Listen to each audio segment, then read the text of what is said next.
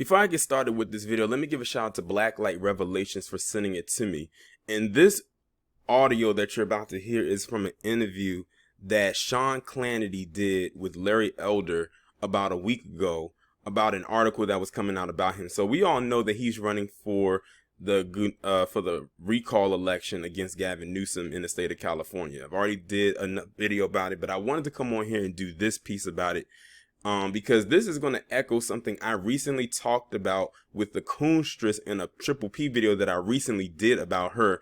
And it's something that happens with other people like her and him. So I'm going to play the audio. The audio is about 4.5 minutes long. Gavin Newsom, California Democrats say are in an all-out, full-on panic ahead of the September 14th recall race. Polls now showing a race neck and neck on whether to recall the failed far-left governor. Now, just look at this disgusting headline from the LA Times. Larry Elder is the black face of white supremacy. You've been warned. The LA Times printed that. Here to react, he's leading in the polls in terms of who would replace Gavin Newsom if question 1 he is recalled. I see he's smiling. We've been friends a long time. I am sorry. I'm genuinely friend to friend sorry that you have to go through something as evil and horrific and racist as that. Well, Sean, thank you for that, but I anticipated that would happen. This is why a lot of people don't go into politics, because of the politics of personal destruction. And this is not the first time the LA Times has attacked me. There's another writer who all but called me a black David Duke, and I've been a politician now for a little more than a month, and at first, as you know, they tried to keep me off the ballot by claiming I didn't properly turn over 5 years of taxes. We ended up suing, and a left-wing judge said that Elder was right and threw that out and put me right back on the ballot. And then I was accused of hating women because I wrote an article 21 years ago where I cited a study from the left-wing Annenberg School of Journalism that looked at 25 questions asked of men and women, and men knew more about those questions than did women. And I quoted a left-wing professor who said the reason women knew less is because they get their primary source from local news, quote, and she said watching local news makes you dumber, close quote. I didn't say that, she did. Then I was accused of brandishing a firearm at a former girlfriend. I want to say right now, I've never brandished a firearm, loaded or unloaded at anybody. As for the rest of the allegations she made, I'm not going to dignify them by giving them a comment. And now we have this article from the LA Times. You're right, Sean. They are scared to death. They know that if California can elect a conservative governor like myself, and they can and they will on September the 14th, that any state can. And they're deathly afraid of this. I'm told that Senator Dianne Feinstein is more feeble than Joe Biden. And if she retires or becomes incapacitated, they're afraid that I will appoint a Republican governor, and that would shift the whole balance in the Senate. So for all those reasons, it's Mayday for the Democrats. And so Joe Biden has weighed in. Kamala Harris has weighed in. Elizabeth Warren's cut a commercial, didn't defend his record on crime, on homelessness, on the rising cost of living, on the way he shut down this state without paying attention to science. They just attacked, and said it was driven by Republicans. That's all they've got. And then there's rolling blackouts, brownouts, water shortages, paying for water, the COVID hypocrisy. And I guess Gavin Newsom has a very different view of what foreign policy should be, as he praised Joe Biden this week, which I'm sure you took note of. Oh, I sure did. He said that he's proud of what Joe Biden did in Afghanistan. It's a window into Gavin Newsom's incompetence. And you didn't mention the Employment Development Department, where he allowed $30 billion to go that should have gone for unemployment benefits for people in California to go to criminals inside the country and international criminals. The man is completely incompetent, and that's why nearly 1.7 million people signed a petition. Maybe a third of them were independents and Democrats who just voted for him 2 years earlier. And that's why I'm asking people to go to electelder.com, because he can and will raise an unlimited amount of money. Already he's raised about $50 million, primarily from the teachers union. They're afraid of me because I support school choice, the public sector unions, Hollywood, and big tech. Yeah, they're going to throw a lot of money at you. This just crosses so many lines and such a double standard among the woke snowflakes out there. Apparently you can say anything about an African American and it's fine, even in the LA Times. It's disgusting. Nobody should have to go through that in this day and age, period. End of sentence. Larry, thank you. Okay, so that's the whole clip right there. Now, before I get on Larry Elder, let me get on Sean Clanity right quick. I'm laughing a little bit because that part at the end right there that y'all just heard before I cut the audio off made me chuckle a little bit because of the hypocrisy that came out of Sean Clanity's mouth. Now, it starts off with Sean Clanity addressing this LA Times article that was written just on the headpiece alone, that it was evil and racist towards Larry Elder. Sean Clanity and what's his name? Tucker Carlson and Laura Ingraham, those three and a whole lot more over at Fox News, they never have anything to say when it comes to racism that black people deal with unless it fits a narrative that they like. This right here fits a narrative that he likes, which is why he said it. That's in that moment, that's why he said it, because he says Larry Elder is his friend. And then he ends it off right there, and he was talking about, he tried to make it seem like he was speaking up for black people. He was only talking about Larry Elder, and let's just be completely honest here. And what's interesting is that Larry Elder, in that moment when Sean Clanity had mentioned about how this piece that was written was evil and racist, Larry Elder didn't have a rebuttal to say that it wasn't. This goes to the point of something that Larry Elder said a few months ago. If you remember a few months ago when they were having that baseless HR4 meeting to discuss reparations for black Americans, he was on there. They had, what was it, him and Herschel Walker, two pinheads. They had him on there, and he was basically saying, and I had to get a refresher on Jason Black's live stream that he did the other night when he was talking about that, because I was like, I forgot he did say that, and he was there.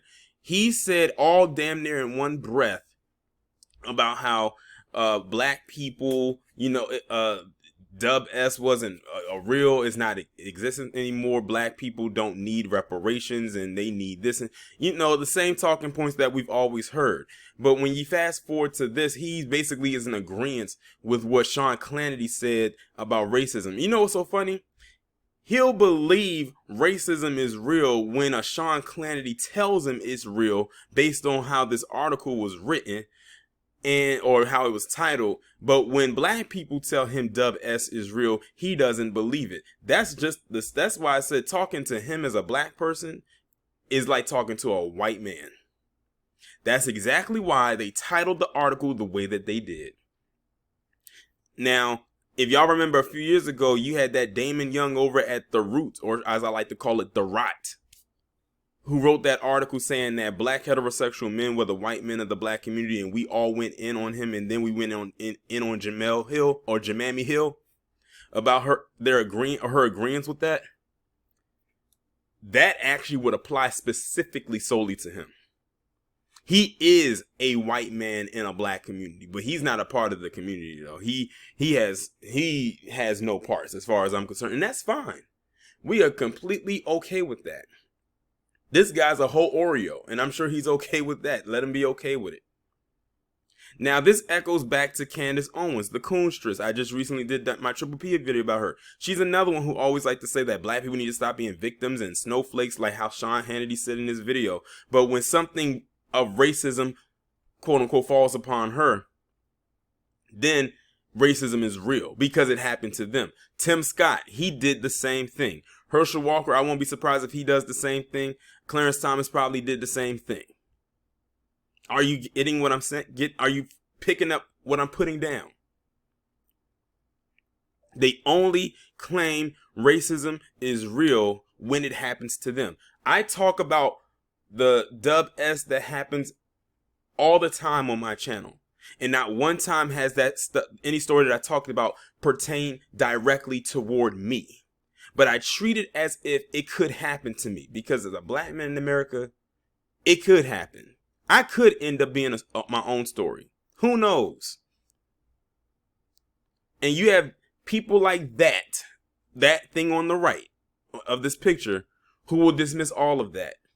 But when something is written about him, then it's a problem. Then it's an issue. Larry Elder, have you ever thought for maybe one day in your entire existence that maybe this is karma? Probably not.